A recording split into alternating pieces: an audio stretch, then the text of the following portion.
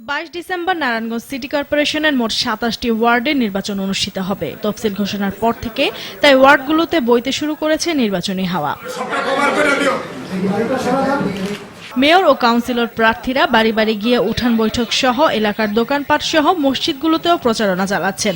পাশাপাশি সম্ভাব্য প্রার্থীরা যার যার মতো লবিং করে মনোনয়ন নিশ্চিত করার চেষ্টা চালাচ্ছেন। আমার এলাকার সমস্ত মুরব্বীবৃন্দ, মসজিদ কমিটির সকল নেতৃবৃন্দ, আমার পঞ্চায়েত কমিটির সকল নেতৃবৃন্দদেরকে সাথে নিয়ে আমরা আজকে আমাদের 3 নম্বর ওয়ার্ডের মনোনয়নপত্র সংগ্রহ করেছি। উঠান বৈঠক এবং আমাদের দলীয় আওয়ামী লীগের নেতাকর্মীদের সাথে গণসংযোগ এবং পাড়া মহল্লায় সব স্কুল মাদ্রাসায় সবখানে ঘুরে বেড়াইতেছি।